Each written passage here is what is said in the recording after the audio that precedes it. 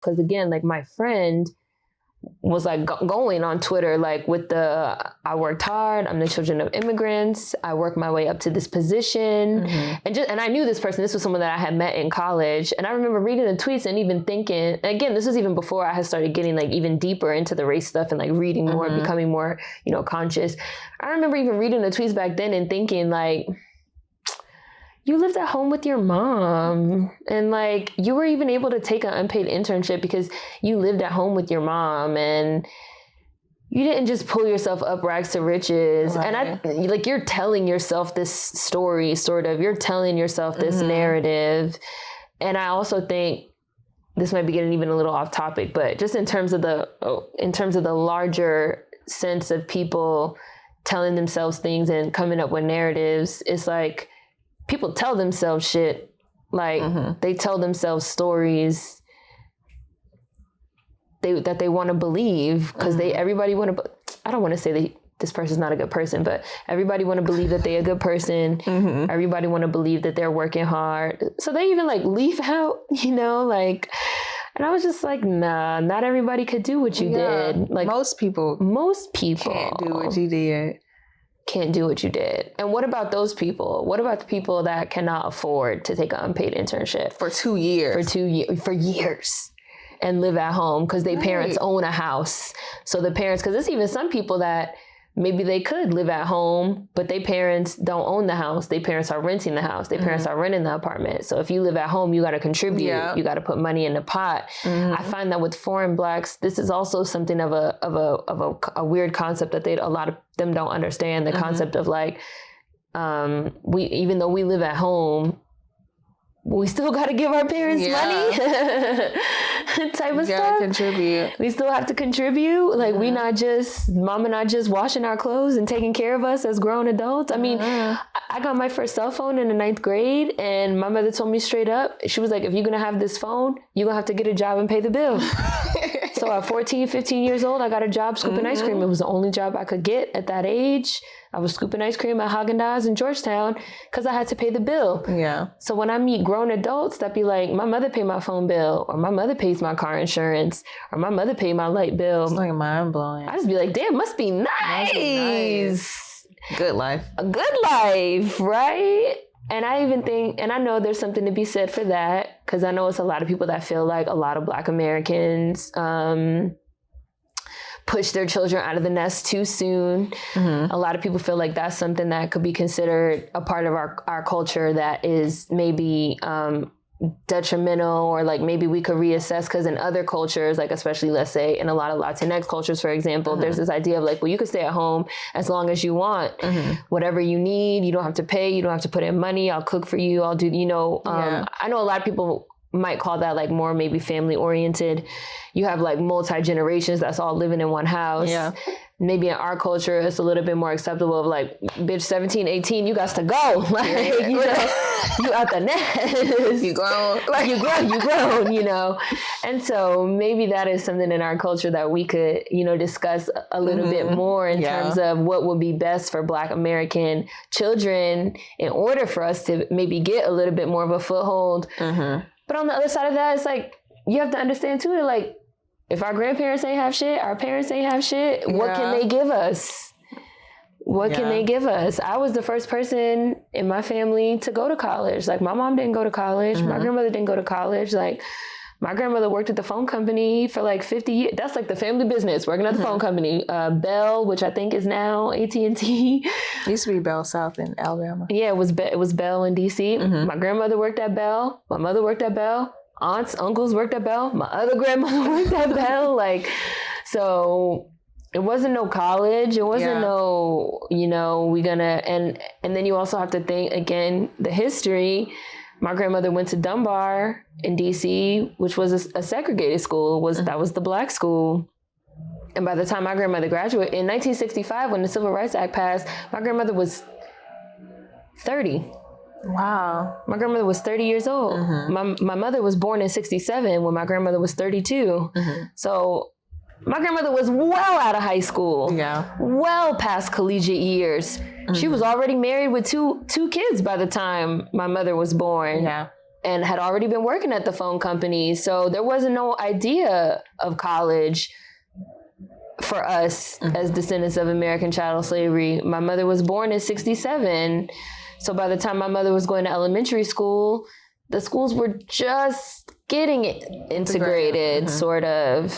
And my mother didn't go to college. By the time I came around, I was the first one to go to college. And I didn't even want to go to college. My mother pushed me because my mother was raised in that generation of like college, like push the kids to go to college. The kids have to go to college. Like that's, especially like for us as Black kids, got to go to college. That's the way to get ahead. But it's just like, but then people want to talk about, well, our culture this, our culture that. And it's just like, but there's like historical reasoning behind why our culture is the way it is, monetary reasons, economic reasons behind it. Definitely. Reasons behind why we don't have whatever this like multi-generational of like keep everybody in one house for as long as possible. If you don't even have a house, you can't have everybody in the house. If everybody's renting. 2-bedroom apartment on the 3rd floor, like... Our version of that is we all live in the same, Section 8 housing? We all live in the same apartment building. Grandma live upstairs, auntie live downstairs, sister live in the apartment next door. Like, and it's just, again, like the lack of understanding and the not understanding where we come from and what we do, or, you know, like our parents don't have shit. So at 14, 15, 16, 17, 18, we got to be out because our parents, it's a lot of things that our parents can no longer give us, you know, and there's not an understanding of that. And we trying. I mean, I have a friend that says we in the negatives now, we trying to get back to zero, like, which I feel like is true, especially considering during, you know, sort of segregation. I'm a separatist. Like, I think integration was a mistake personally, because pre-integration, we did have a lot of our own businesses, our own schools, our own communities that... we didn't have a choice. Because we did not have a choice. And the majority of the detriment of those societies was not us. It was white people lighting them on fire and lynchings and, you know, not being able to tolerate, you know, us having our own shit, you know. And if you have a bustling 9th Street in Little Rock, Arkansas, where the Black people are doing it, but then right down the street, all the white people are poor, but they supposed to be better than us. They don't like that. So they come destroy it. They come build a highway down, you know, through the middle of it. And it's just like, then we got to integration times, which in a lot of ways put us in the negatives. It siphoned a lot of our best and brightest out of our own schools, out of our own communities. Again, like Martin Luther King Jr. went to Morehouse, which is a historically Black college and university. I had a girl hit me up on Instagram, high school girl, that was like, you know, I'm considering attending an HBCU, but I don't know because I feel like my choices would be better if I went to a predominantly white institution. My education would probably be better. I'd probably have more options for after college. And I said to her, I was like, I mean, like Martin Luther King Jr. went to a historically Black college, because this was pre-integration, obviously. Like, our ideas, our mind frames got skewed. And it skewed like everybody's mind frame about us in a lot of ways, which sucks. And it's not fair. It's like, none of this shit is fucking fair. And even when we talk about it, again, there's this knee-jerk reaction to tell us, shut the fuck up. Like, shut up. Living in Atlanta, where there's like now an influx of, you said like Africans and Black immigrants, have you seen, has there been like culture clashes, or has everyone been chill? Well, you'll see Africans like in like general chill spots or predominantly African American clubs. They kind of have their own clubs too. So I haven't felt like it's a clash. They have their own clubs? They have African clubs. Like they play Afro beats and they play a lot of Caribbean music in there too. So yeah, they have their own spots, but they're still like everywhere. So they're also in the African American clubs. They're also at the African American hookah spots. They're in with us, but they also have their own spots too, which is predominantly them. Have you been to like an African club? Been out at African club. Do you feel comfortable there? Do you feel welcome? So it's like whatever. I'm a woman, so we always need more women in clubs. But you don't see, you like rarely see. You really don't see African American men in African clubs. It's just African men, and then the women are African or African American. But African American men don't go to African clubs. Maybe they don't like the music. Maybe they don't feel welcome. But when you're a woman, like, it's whatever. Men gonna be men. Men gonna be men. You're gonna be welcome everywhere. Yeah. And I think that's like an interesting thing too. It's like what we've been saying, like they get to be us and they get to be them. Yeah. They come to our club. Right. No one's gonna say anything. Right. We're not gonna say nothing. We just feel like, oh, you black, whatever. Hey, cool, fine. Like they get to come to our clubs, they get to go to our schools, they get to be in, our spaces, and we don't say nothing to them. It's fine. And then they get to have their own spaces as well where we may or may not be welcome. And that's just like, again, that's like the double dipping. Yeah. The double dipping. Pick a side. I feel like pick a side. Pick a side. They're us when it benefits them. When it benefits them. When it benefits them.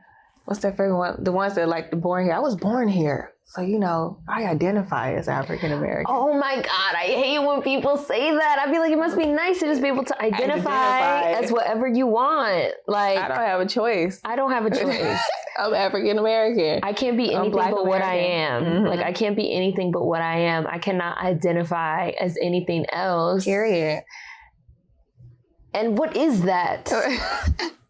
What is that? I see y'all, so I am y'all. That's what it sounds like, I see y'all and I've been around y'all, so, I get to feel like I can be y'all. And how is that different from, say, the white person that be like, well, I grew up in the hood, so why can't I say the N-word? And you be like, no, but you're not, you're still not, and so you can't.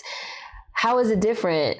They feel like it's fine for them. And it's just weird because it's like a foreign black, for example, can understand when you use the example of, well, it's like a white person that grew up in the hood, so they can't say they can understand that. But when you say it's the same concept applied to you. We all black. Now they cannot understand. I'm black. We have the same kind of skin. So, that doesn't apply to me. Right. But we're different ethnicities. So. Right. If I go to the Senegalese market in Harlem, I'm going to get followed around. Yeah. Now they black, but they can tell that I'm a black American. They could look at me and tell that I'm not one of them. So they're going to follow me around. So if I grew up in a Senegalese community since I was like 5 and I'm just always with y'all, can I say I'm Senegalese now? Hell no, y'all not going for that shit. And they would be so offended. Yeah. They were already offended, writing all type of think pieces and everything else about black Americans wearing dashikis to go see Black Panther and to go to Afropunk. Like, oh, now y'all want to be African. Now y'all want to wear dashikis and you want to do this. You want to wear head wraps and you want to do that. But when we say, okay, we'll stop wearing the dashikis and the head wraps, you don't get to be a black American. Yeah.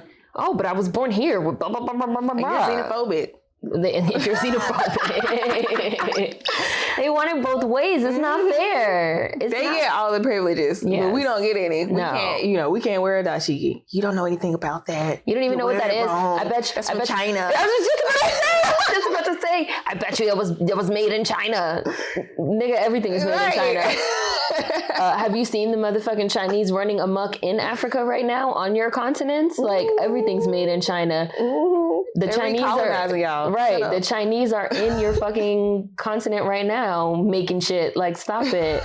Somebody called it, oh my God, somebody on Instagram was like colonization part 2 electric boogaloo. I was like, stop. Reloaded. Colonization reloaded. Don't laugh. That's xenophobic. Xenophobic. It's just like, it's weird. It's so weird. But then they want to be like, oh, but y'all are divisive. This is divisive. Which even that, I feel like, is more mirroring this sort of white supremacist rhetoric, which is talking about racism is the real racism. Yeah. We all bleed red. I don't care if you white, black, brown, yellow, purple. And I hate when people say that because I'd be like, have you ever seen a purple person? Like, what is that statement even supposed to mean? But it's just like more mirroring of this like same rhetoric of like, this is divisive. Talking about racism is the real racism. Just talking about this is the problem. Just be quiet. Don't say anything. Don't remind me of my privilege. Well, we're going to keep talking about it and they're not going to be able to stop us from fucking talking about it. We have to talk about it. Otherwise we can't move forward. They have to have some accountability. Yeah, that's or just recognizing like, hey, I do have privileges, but they just don't want to admit it because African booty scratcher, you know. Well, I was called African booty scratcher when I was 5 years old. So I feel like that's something. How can I have privilege as an adult? African, like in Birmingham, Alabama, where I grew up, there were no Africans that I remember, like in elementary school, middle school. I didn't meet Africans. I didn't meet Atlanta. I didn't meet Africans until college. Yeah, so it's like, and I went to college in New York. African booty scratcher, like that's a joke to us. Yeah, like I'm not gonna take it seriously. Like that's let it go. It's childhood. It's a childhood sociopath. Like. It's a childhood insult. I would say it's a childhood insult. And I was just talking, we were talking to Marcy in Memphis. Shout outs to Marcy. And something that Marcy said was in terms of like, we talked a little bit about like roasting and like cut ass culture. And in Memphis, she said it's called checking. It's like called something different like everywhere. In Alabama, we just call it cracking. And I was like, I think that people that's another part of like our culture that people don't understand in terms of people not knowing us. I said, I think that people get what we do in terms of roasting mixed up with bullying. Because I would even say that like bullying is not really something that we do. Like we not, like Marcy has said, like Black Americans, we not stuffing people in lockers. Nah, we not putting people's heads in the toilet. Our shit is verbal. Right, like we don't do that type of thing. Yeah. But people, especially let's say like foreign Blacks that come here that are not well versed in our culture, maybe they think they are from what they've seen on TV and movies, but they're not really well versed in our culture. They get that confused with this idea, this concept of bullying. And so then it's like, you're bullying me. I'm traumatized. They use this language that we use around bullying and especially physical bullying and physical violence. And they sort of co-opt the language and they utilize the language. Well, I was bullied. I was traumatized, emotion. I mean, I can't tell people about their own feelings, but they use this type of wording and language. And it's like, but was that really what happened? Yeah, it's like, who are you to think? Like we crack on everybody. We used to, like, we were so bad. We crack on the teacher. Everybody. White, Black, Mexican, cute, big, small. Like, and you think just because you African, we gonna leave you alone. We on your ass too. Like, we cracking on everybody, not exempt. Like, but I think they also have a little bit of a superiority complex. Of feeling like they're better than us, like they're above us, and like they are above that. Like, who are we? Yet again, we these slave babies, these mutts, these Akatas, these this, that. Who do we think we are to fucking crack on them? That's not allowed. That is not okay. We cannot do that. We supposed to be, and I also think this goes back to a lot of the ideas about Pan-Africanism, where a lot of the tenets of Pan-Africanism, in my opinion, was almost like a worship of Africa and a worship of Africanness and this idea that we are nothing and we are nobody and we don't have shit and we don't have a culture and we need to go back to Africa and just the placing of Africa and Africans like up on this pedestal. And I think you have a lot of Africans that have maybe developed a superiority complex as a result of that. And they still have it even now. And then they come here. And so they just have that idea. Yeah. And then they come here, and there are a lot of Black Americans that were reared in Pan-Africanism that do feel that way. But then they come here and they meet some of us that's ignorant as fuck. And we don't think nothing about that. Don't care nothing about it. We don't care nothing about it. And we be like, you gonna get this this roast too. Right. Like, you gonna get this work just like she gonna get this work, just like he gonna get this work. Right. I've seen foreign Blacks be like, well, in our culture, like, it's considered like so disrespectful to talk about somebody's mom. You can't talk about people's moms. Like, that's fighting words. And I just be like, wait, your mama feet stink and she got a big old African booty. Does she scratch it? And then they be like, oh my God, I can't believe he said that. I'm so traumatized. I'm so traumatized. All African Americans now in my 30s. Like, I'm a full grown adult. And I just feel like for anybody that feels that way, you probably need to get some therapy because they're sociopaths. You are a sociopath. You need to unpack whatever the underlying issues are that you have probably already with DACS, or that you have already with this superiority complex, or that you maybe have already with the envy, the jealousy of the hypervisibility, or the feeling like we are ungrateful, or the buying into the stereotypes, the mirroring of the white supremacist language. Like, you need to get some fucking therapy, bro. Yeah. Like, you don't need to be And what is talking it about to DACS? African booty scratching? Like, what is so triggering about that? Like, it has to be the greatest roast of all time. It has to be. I don't know. For them to just still feel so strongly about that phrase when we called each other that, like. They're just different from us. Really, they take it to heart. They take it a different type of way. With us, especially, we grew up, like I've said previously in DC, we call it like joning on each other. Mm-hmm. Like my mom used to fucking pick on me and crack on me, like man, all the my mom used to do it to me too, like all the time. This might be a TMI. This might be a TMI, but I'm gonna say it anyway.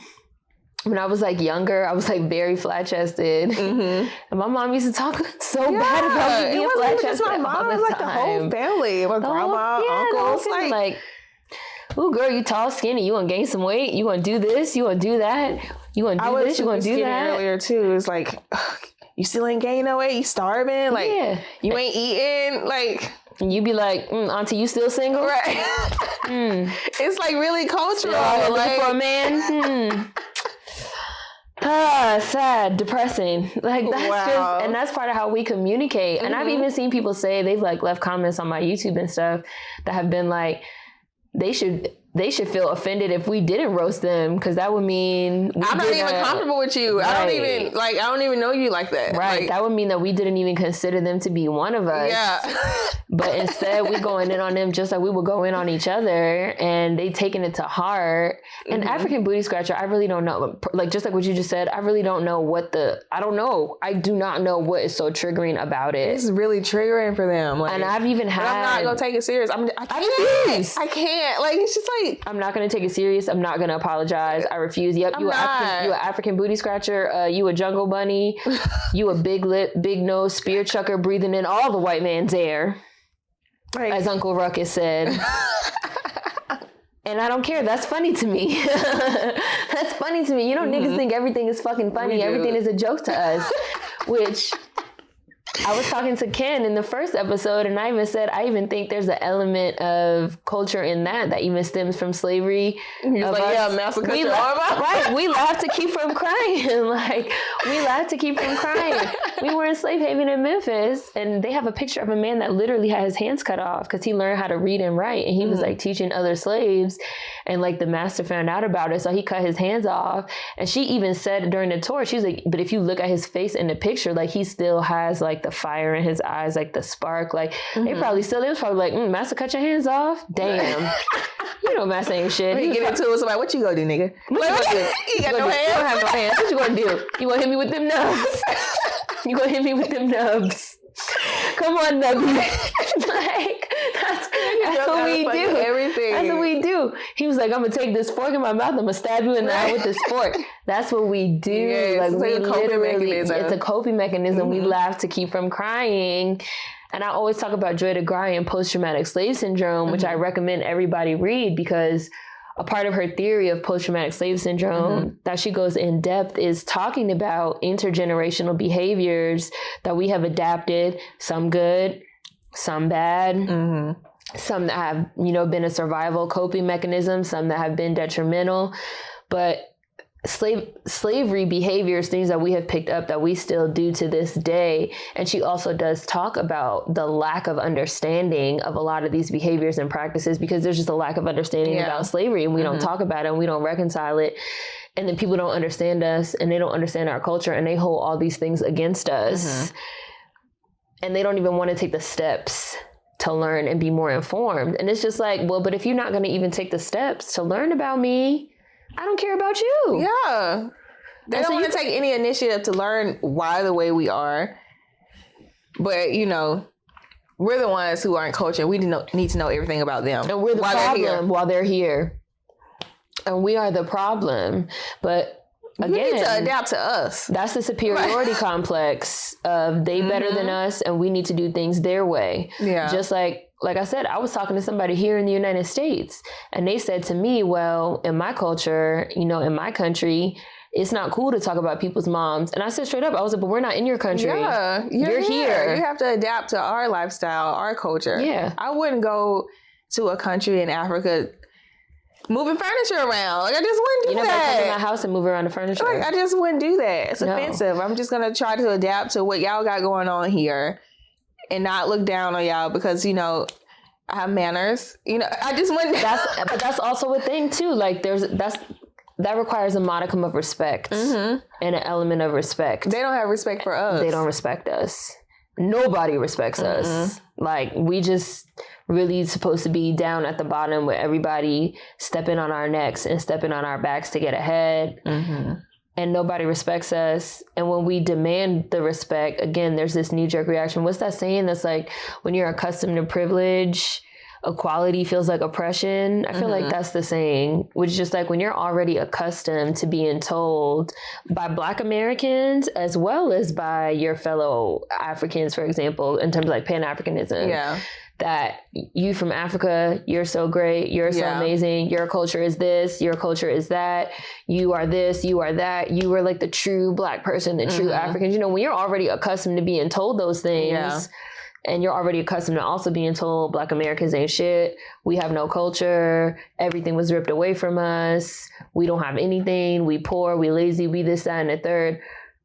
And you're already conditioned to believe that. That's a narrative that's been pushed for so long. When somebody comes against that and says something different, it feels like oppression. It feels like you're being attacked. It feels like you're being attacked. And people, I don't know if they just don't have the emotional capacity or what to take a step back. But people don't. They be bugging. No one has any empathy for us. No. Not even us sometimes. The empathy is not there. The empathy is definitely, it's not there. It's wild as hell. When you said that thing about the clubs too, that also made me think like my cousin, there's a lot of like those type of clubs too in DC, but they're mostly like East African, again, Ethiopian, Eritrean, and there's like a couple of like West Indian, Soca, Caribbean clubs and stuff. My cousin was like, who's a DACS, was like seeing this African guy that she had met in one of like the African clubs. But he had like another girlfriend on the side or something. They all do. And she was wives. Right. And she was African. And he was like, well, I'm trying to decide between you and her, but I don't know if I could take you seriously. I cannot take you, you know, like I can't take you home to meet my mother because you're a Black American. They're professional time wasters. Professional time wasters. Because like, you know, they'll like you. I feel like they're physically attracted to us. I feel like they like our phenotype or the way we look, but it's like, you know, a lot of, I'm not gonna say all of them, but a lot of Africans are really traditional with who they have to like end up marrying. They want to marry someone from their tribe. Like their family wouldn't approve of them like taking a Black American seriously. But you know what? They would approve of them dating like a white person. A white woman. Yes. You know, but but we're all Black though. I would think, you know, I'm still Black. Because they also put white, just like how they put us down, they put whiteness up on a pedestal, which is also why, for example, they will send their kids to Europe, to Britain, to a British boarding school, because they even still have that sort of integration, colonizer mindset of like white is right, white is better. Like, it would be ideal if you ended up with a white person, but if you can't end up with a white person, like it has to be somebody from our tribe type shit. But imagine if we said, well, DACS is our tribe, so you can't come to our HBCUs. You can't come to our clubs. That's xenophobic. You can't participate in our culture. Then we're xenophobic. We're xenophobic but it's perfectly acceptable for you to tell a Black American straight up, well, like, my mother doesn't like Black Americans. Yeah. That's not xenophobic. That's culture. That's culture. That's culture, and it's on a different level, and you have to respect it. That's their culture. That's their culture. You see, that's wild. So their culture is inherently divisive. Your culture is inherently xenophobic, you know? Right, but they'll also say, but you realize they'll also say that too, though. They'll be like, well, you know, Africans don't even like other Africans. We be separated by tribes, and we be getting into all these civil wars. Okay, so why can't we be our tribe? Right, and then I'd be Black American is a tribe. So how are you trying to come here and push this we all Black, and this is divisive when you yourself just admitted to the fact that you and your family members, y'all don't even be liking other types of niggas. Like, it's dissonant, dissonance, the cognitive dissonance. I just be like, you can be tribal, but we can't because we're Black Americans. Are you and we don't have that right. that are coming out of your mouth? Like, it's confusing. I don't know. It's very strange. It's very, very strange. And like my mother told my cousin, she was like, you should just break up with him because he's stringing you along, and he's basically already telling you from jump that he considers you inferior, and he already knows that you would not even be accepted. Like, I have another friend who has a Nigerian boyfriend that he basically had to stop talking to his whole family after he got with her because they just did not approve. They would not approve. And it was like on some, well, if you're going to like keep this up with her, you're not part of the family. But it's like, is that not like seem like something you would hear about from like white people? That's what I mean too. And I said like the mirroring of, and I know Africa has like suffered greatly from colonization, and I do feel like they've adopted a lot of white colonizer mindsets and mirroring of racist white supremacist tactics. And nobody is allowed to talk about it because they're quote unquote Black like us. Yeah. So we can't say anything even as we're witnessing these things that are going on. I'm sure there's even going to be people that leave comments on this video that's like, oh, that girl, Tara, she's just mad because what fucking Nigerian broke her heart or something, like not wanting to listen. African didn't cuff her. So, right, hashtag who hurt you. Like, just to avoid listening and being accountable and even having the conversation. But again, then when you be like, well, fuck it then. Don't talk to us. Again, don't be in our schools. Don't be in our culture. Don't be in our clubs. Don't listen to our music. Don't dress up like us.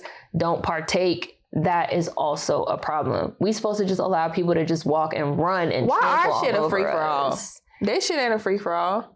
Is it because of the hypervisibility? I think it's because of the hypervisibility. It's because we are American, and white America, again, in the sense of there's a white America and a Black America that people get conflated. White America, and again, all this propaganda around Thanksgiving and immigrants make America great. There's this idea that which is a colonist idea, white colonist idea, that America was just this like empty landmass full of gold out in the West and oil down in the South and Texas, and like literally like lands of milk and honey just waiting for the white man, initially white colonizers, to come and colonize it and just profit. And this has been a narrative, I feel, that has become the predominant narrative about America, to the point where, since we are Black Americans, since we are American Blacks, that narrative is also affecting us, because our culture is American culture. It is the predominant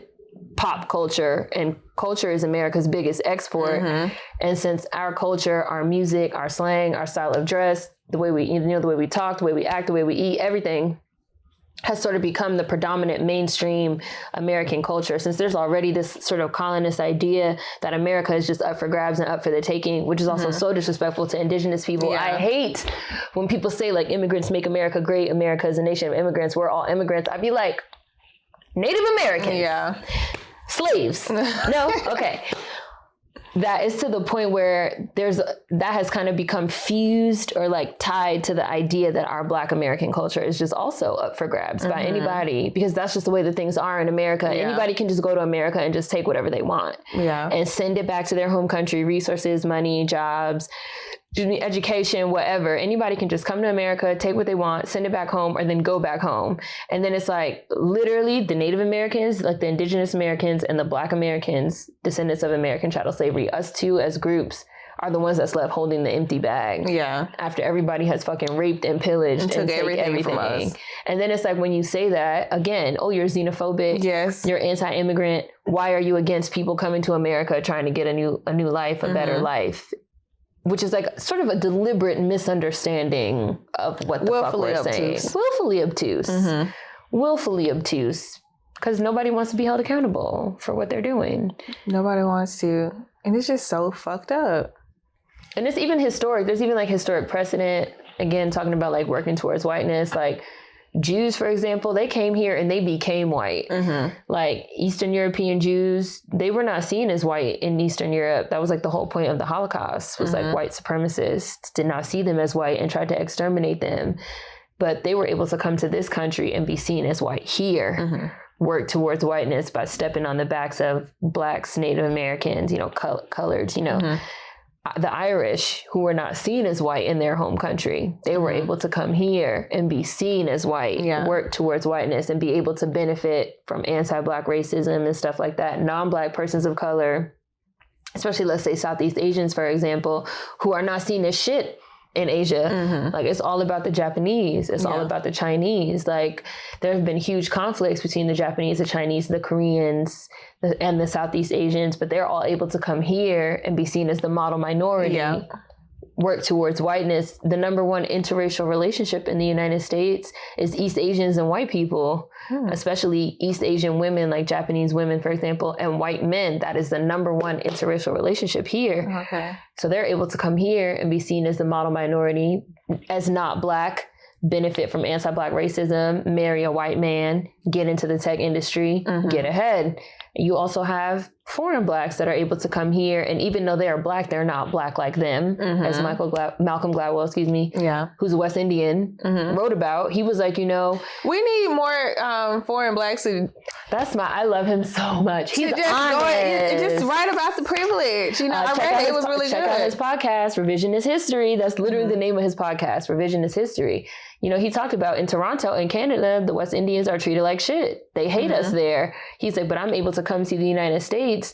I'm not Black like those niggers, the descendants of American chattel slavery.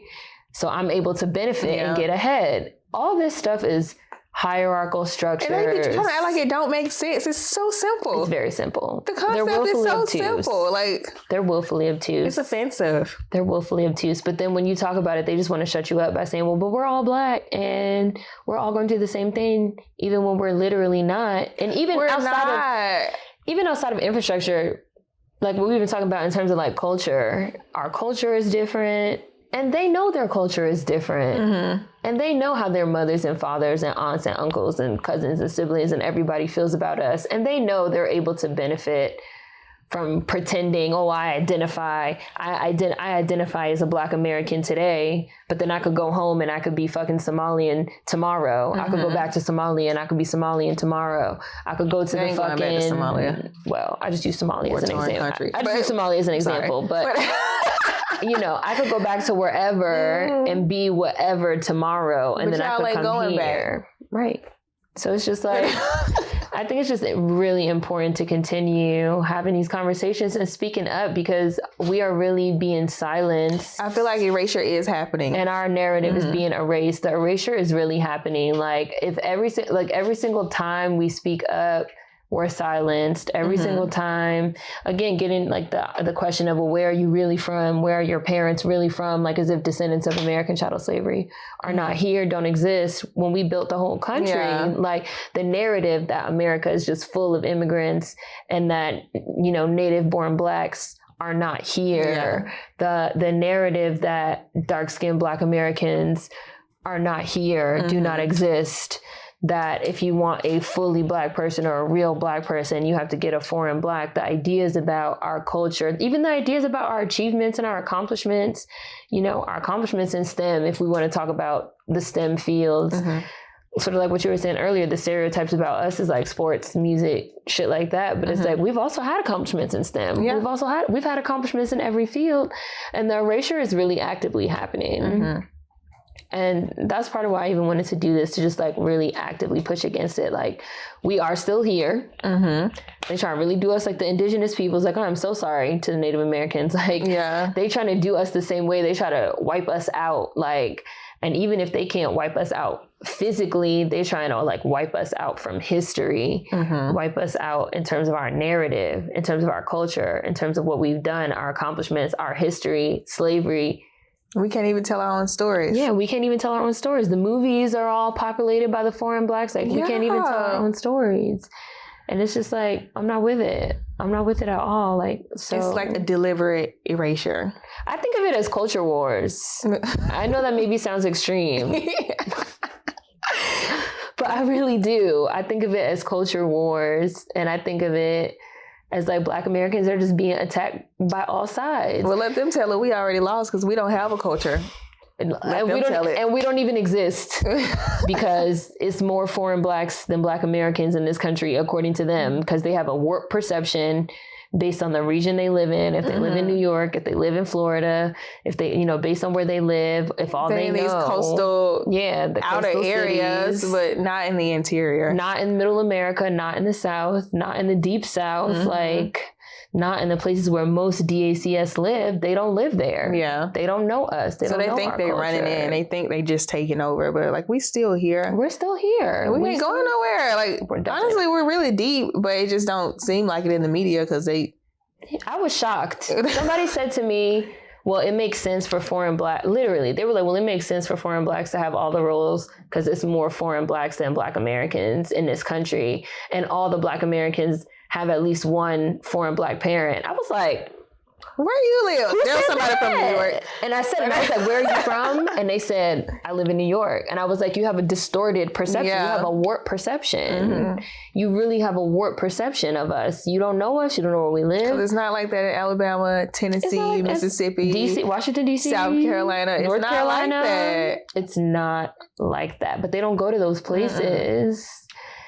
They don't go to those places. They go to the big cities, you know. But even like, if I was coming from another country, I probably wouldn't move to a small town either. So I was going to say, even like what we were talking about earlier, in terms of if you're going to migrate here, you're going to go to where the other people like you already live. Definitely, so we have a community. You're not going to go somewhere where it's no one else like you. Like you, you have a confirmation bias. Like you moved to that area to be around people like you, and now you feel like everyone is like you because of that, now. Right? Because of that area, right? Like, we are still here. Like, we're still here. Yeah, we're still here. We have not been wiped out and erased just yet. Like, we're still here. And yeah, so I think it's super important for us to speak up and fucking announce, like, yeah, we still here. Like, you're not going to control this media narrative being pushed that we not here, that we don't exist anymore, that it's majority foreigners, and that also that those of us that are here are not doing anything either, because like all that shit is just lies. And again, it's just the mirroring of like racist white supremacist propaganda, and I'm not with it. So that was like part of why I even wanted to do this. Definitely. And part of even why I even wanted to go to like different places, like, because like Black Americans, DACS are also everywhere. Like, we talked to a DACS in Oakland. We talked to a DACS in Arizona. Like, yeah, we're going to talk to some people in fucking Rhode Island and here, there. Like, we are also everywhere. Now, we are still concentrated, especially like through the South and the Deep South and also in the Midwest. But we are everywhere. And I do think it's time for us to like I said, it's culture wars. So we got to like step up to the plate. Yeah, we got to reclaim our time. We got to reclaiming my time. We got to reclaim it. Reclaiming my time. Like, also in terms of one more thing I wanted to say in terms of the distortion. I wrote a piece. I don't know if you read it. I wrote a piece for Riot Material that was called like The New Blackface. And while I was doing the study for the piece, the research for the piece, I had also learned about the overrepresentation of foreign Blacks, especially continental Africans and West Indians, Caribbeans, within the school systems on a collegiate level. Yeah. And they actually had like a protest at Cornell, which is like an Ivy League school, where they had said, they were like, our Black population is only 7%, and Cornell receives federal money, like they receive grants from the government that's supposed to be for Black outreach to improve diversity. Yeah. And the point of the grant is to introduce Black Americans, descendants of American chattel slavery that have been historically kept out of, collegiate institutions through Jim Crow segregation and slavery, to get them into the schools. And they were like, but what we see Cornell and a lot of other schools, collegiate institutions doing is overrepresenting the children of recent Black immigrants and using that to fulfill their Black quota. So they don't have to reach out and mentor and, encourage DACS that are still dealing with the ramifications of slavery and American racism. They don't have to have us in their schools. They don't have to, they're not even reconciling. Yeah, but they're taking the money. Yeah. They're taking the money from the government that's supposed to be specifically for that reason. Since we are not recognized differently on the census and on federal forms, there's no distinction made as of yet. People are fighting for it now. They need to. But there's no distinction made as of yet between like DACS and foreign Blacks. So they were like, we see an overrepresentation. They were like, our population is only 7%, and the majority of them are the children of recent immigrants that arrived here in the 80s and 90s. And that's the majority of the people that are receiving this federal money that's supposed to be for the descendants of American chattel slavery. That's gaming the system. That's not fair. It's not. And we see that in all different types of infrastructure as well. And it's just like, we have to start speaking up and being like, nah, this ain't it, Chief. This ain't it. They Black American then. This ain't it. They Black. It's time to get something. When it's time to get some money. Any other time, they distancing themselves. God forbid if they ever give out reparations. I was born here. Man, they're gonna be rowing over on rowboats from Nigeria. Like, we Black in America, give us the reparations. Like, that's gonna hit the fan. I'm be ready to fight somebody then. That's when you see some real culture wars. That's when you see some real Black on Black crime on that day. But really, I think it's gonna be, if it happened, I really think it's gonna be some people that's gonna try it. Like, you know, it will be. It will be. Just like, it's exactly the same concept as what they're doing with the schools. It's the same concept. And again, this concept of, well, this is America. This is the land of plenty for everybody. Yeah. And this also ties into capitalism, and greed is good, and looking out for number one. And I'm going to come here. I'm going to game the system. I'm going to step on people's backs. I'm going to step on people's necks. I'm going to do whatever I have to do. I'm going to take advantage of these programs. I'm going to get this money. I'm going to send it home, or I'm going to go home. And then I'm going to look out for my fellow, whatever my group is, be it Nigerian, be it, again, whatever type of West Indian, whatever type of Brit. I'm gonna look out for my group, and I'm gonna fucking do what I need to do to eat. I don't give a fuck about no DACS or no other type of Black people. But then when we speak out, it's, we all Black. Why you hating on me? Yeah. Double dipping, gaming the system, utilizing a white supremacist infrastructure and rhetoric, period. I just don't want to hear nothing else about it. That's all it is. Yeah. But like we just been talking about, we still here, we not invisible, and we waking up to the bullshit. So I feel like we are waking up, at least on social media.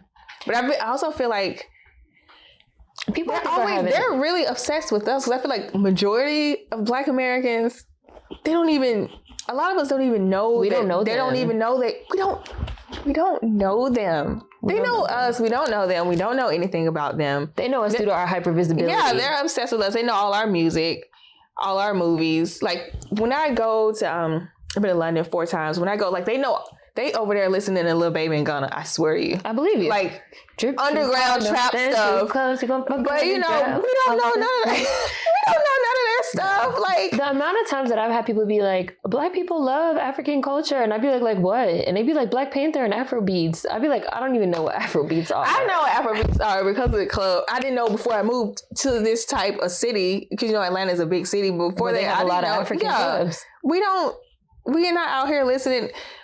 A lot of Black people know who Wizkid is now because of Drake, because of that one song. I mean, he's a big artist, but we don't know y'all. Y'all know us. Like, y'all know our underground people. We don't. Y'all are so freaking obsessed with us. But they know this idea of us. They're obsessed with this idea of us. They don't really know us. Yeah, y'all know the image of us. The image of us. They know the image of us, and they're really obsessed. They're obsessed. Like, we can... And I feel like all the diaspora wars on Twitter started because of them. It's like someone made a tweet like, Black people with the colons, and it had like nothing, like American Black people, we don't say anything. And then here come foreign Blacks. Well, Caribbean parties are better and plantains are better than soul food. Like, y'all bring us up. We literally do not think about y'all. Superiority complex. Like, we don't think about y'all. Y'all are mad because we forget y'all exist. Like, we're worried about our own self, our own problems. Like, y'all are obsessed with us. They're angry about our hypervisibility, and they feel like they're already better than us, so they need to be important. And so who the fuck do we think we are? We need to be motherfucking knocked down a peg or two. I also think of it as like almost like Black Americans are like, we like the big brother and the redheaded stepchild at the same time. We the redheaded stepchild in the sense that everybody looks down on us. Yeah. But we also the big brother in the sense that they idolize our culture, their idea of our culture. But we're the favorite child, but we're the stepchild. It's crazy.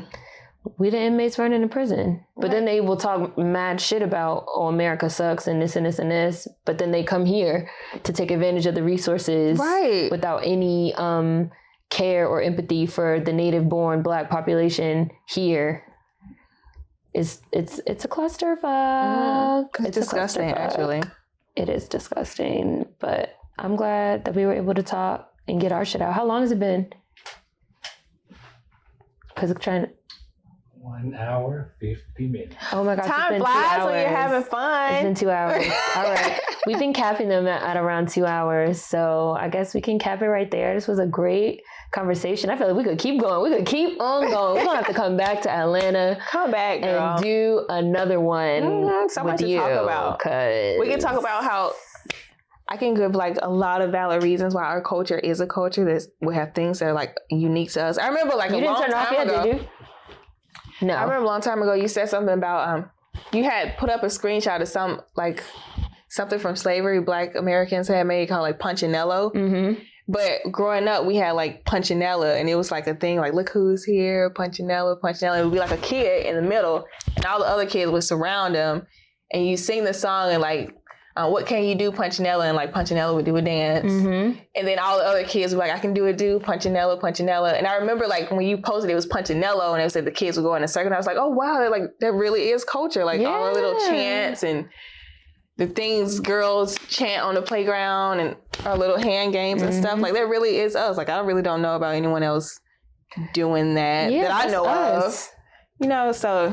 And all those type of things like the chants, a lot of like the songs that we sing, the things that we do, the hand claps, the dances, the food, again, the clothes, the slang, the language, the hairstyles, all that stuff is culture. Like the example that I always like to use is that if I go, you know, to DR and they're dancing bachata, they're listening to bachata music and they're fucking drinking presidentes and they have their hairstyle a certain way and they're wearing a certain type of clothes, people would say that's culture. Mm-hmm. But when we be like, we here drinking our Henny and we got our gold hoops on and we got... It's not valid. It's not valid. It's seen as not real or not valid. Like, why is what we do not valid? Because we're Black Americans and everybody hates us. The end. What the fuck? Go ahead and just stop it right there.